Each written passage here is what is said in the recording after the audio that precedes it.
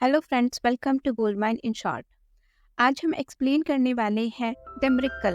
इस कहानी की शुरुआत में हमें गवर्नमेंट टीचर को दिखाया जाता है जो एक बस में ट्रेवल कर रहा है। इसका नाम है माहिर।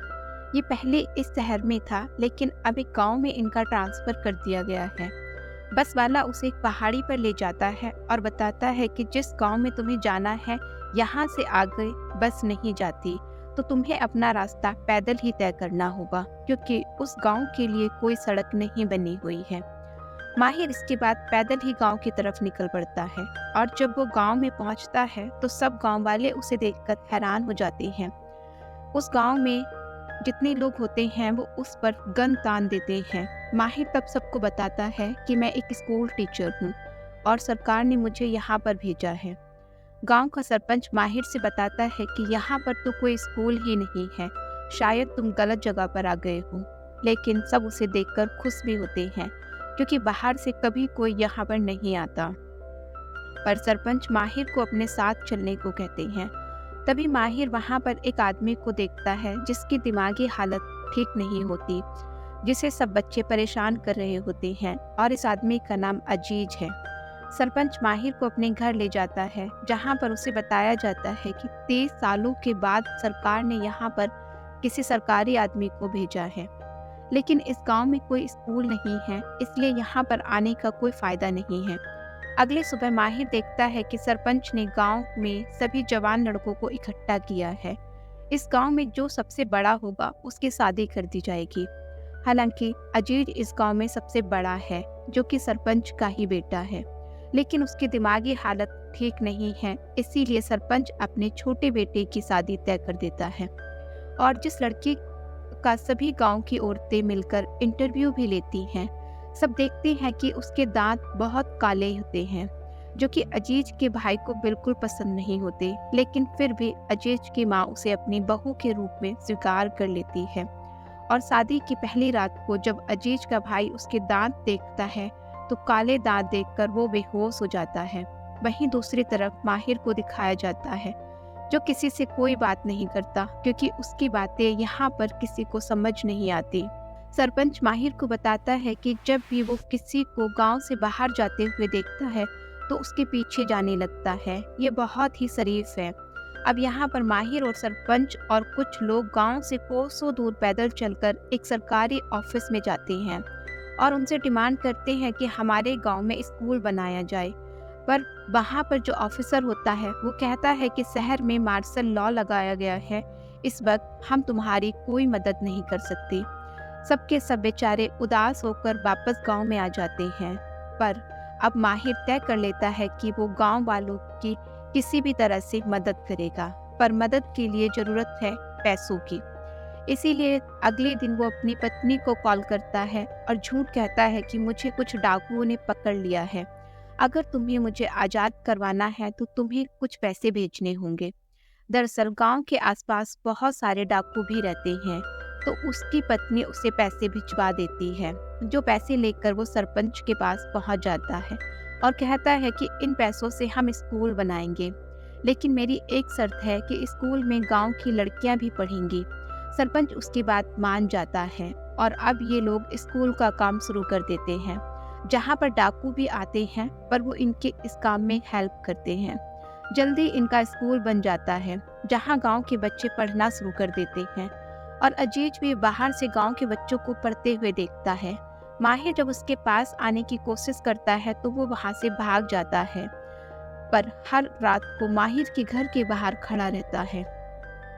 एक रात को बारिश हो जाती है। माहिर उसे घर के अंदर आने के लिए कहता है, लेकिन अजीज घर के अंदर नहीं आता। वो बारिश को देखकर चिल्लाना शुरू कर देता है।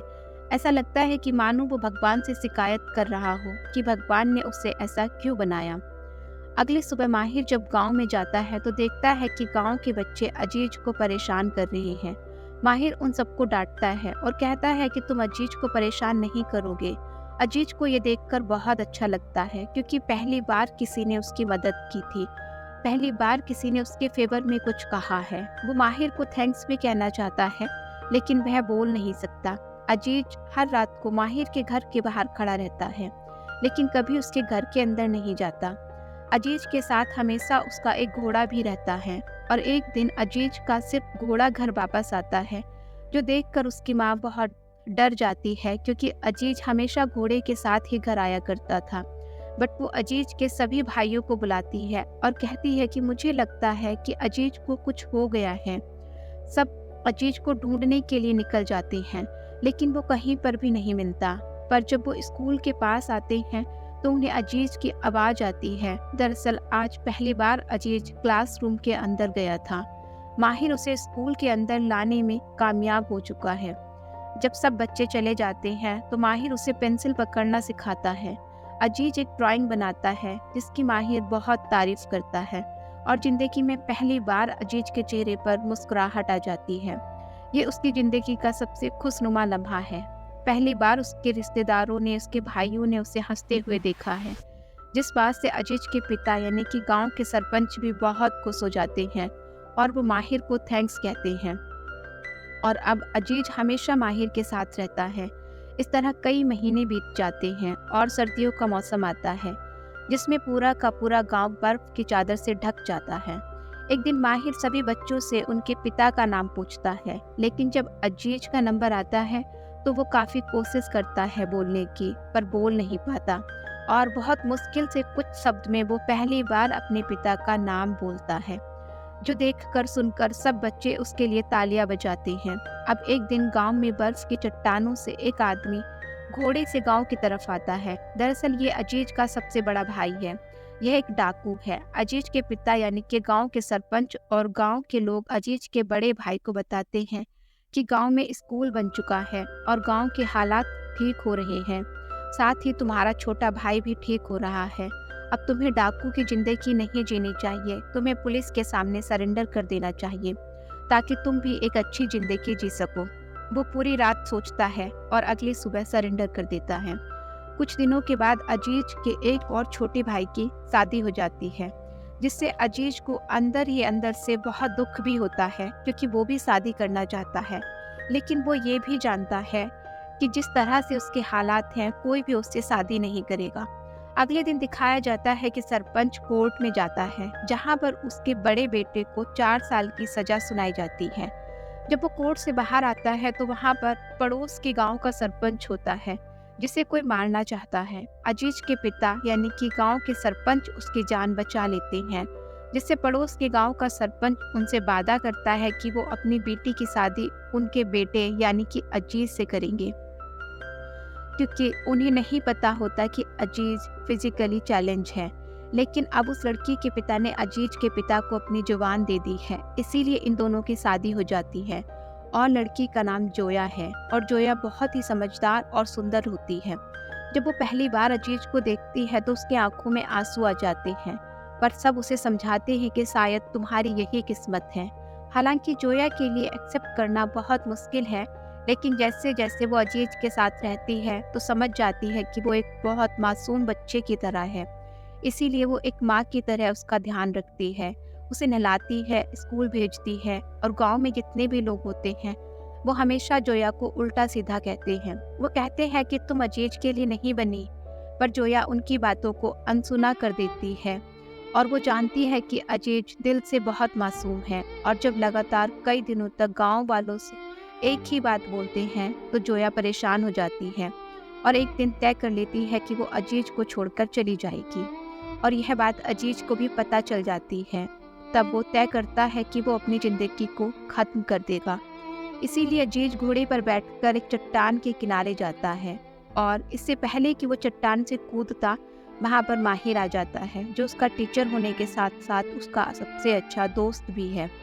वह कहता है कि अगर तुम कूदे तो मैं भी कूद जाऊंगा। उसकी बात सुनकर अजीज पीछे हट जाता है और यहाँ पर माहिर अजीज से वादा करता है कि वो उसे पूरी तरह से ठीक कर देगा। जिसके बाद माहिर अजीज को स्कूल लाता है और उसके हाथों से उसी से एक लेटर लिखवाता है और अगले दिन वो खुद लेटर सबको पढ़कर सुनाता है, जिसमें लिखा होता है कि आप लोगों ने मुझे कभी एक्सेप्ट नहीं किया, इसीलिए मैं इस गाँव को छोड़कर जा रहा हूँ, लेकिन मैं एक दिन ठीक होकर वापस आऊँगा। तब तक के लिए मैं अपना घोड़ा यहाँ पर छोड़ रहा हूँ, जो कि मेरा सबसे अच्छा साथी है। और देखते ही देखते 4 साल बीत जाते हैं और अब माहिर का इस गांव से जाने का टाइम आ चुका है। आज वो इस गांव को छोड़कर जा रहा है। सब गांव वालों की आंखों में आंसू होते हैं क्योंकि माहिर ने उन सब के लिए बहुत कुछ किया है। माहिर कहता है कि मैंने कभी नहीं सोचा था कि यहाँ आने के बाद मेरा एक परिवार बन जाएगा, जो कि आप सब लोग हो।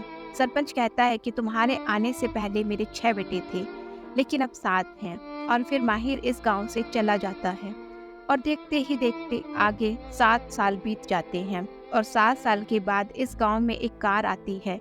जिस कार से माहिर उतरता है उसे देखकर सब बहुत खुश हो जाते हैं और कुछ ही देर बाद कार से एक और आदमी उतरता है जिसकी शक्ल हूबहू अजीज से मिलती है। लेकिन ये अजीज नहीं हो सकता क्योंकि ये आदमी पूरी तरह से ठीक है। उसके साथ एक छोटा बच्चा भी होता है। तभी वहाँ पर अजीज का घोड़ा आता है जो उसके पास आकर उसे चूमने लगता है, जो देखकर गांव वाले हैरान हो जाते हैं क्योंकि अब सबको समझ में आ चुका है कि ये अजीज है। अजीज के साथ जोया भी होती है और इनके 2 बच्चे भी हैं। अजीज को देखकर सबकी आंखों में आंसू आ जाते हैं। अजीज की आंखों में भी आंसू होते हैं। अजीज के पिता उससे पूछते हैं कि क्या तुमने कोई सर्जरी कराई है, तुम ठीक कैसे हो गए। इस पर अजीज बताता है कि प्यार में बहुत शक्ति होती है। आज अगर मैं ठीक हो पाया तो इसके पीछे मेरी पत्नी के प्यार की शक्ति है। उसी की बदौलत मैं ठीक हो पाया। अगर मुझे सच्चा प्यार न मिला होता तो मैं कभी ठीक नहीं हो पाता। और इसी के साथ ये फर्स्ट पार्ट यहीं पर ख़त्म हो जाता है और इस कहानी का दूसरा पार्ट भी है जिसमें दिखाया गया है कि अजीज किस तरह से ठीक हुआ था। उसका लिंक हमने डिस्क्रिप्शन में ऐड कर दिया है, आप उस पार्ट को भी ज़रूर देखना। और वीडियो और मेरी एक्सप्लेनेशन अच्छी लगी हो तो वीडियो को लाइक करें और चैनल को सब्सक्राइब करें। And finally thanks for watching.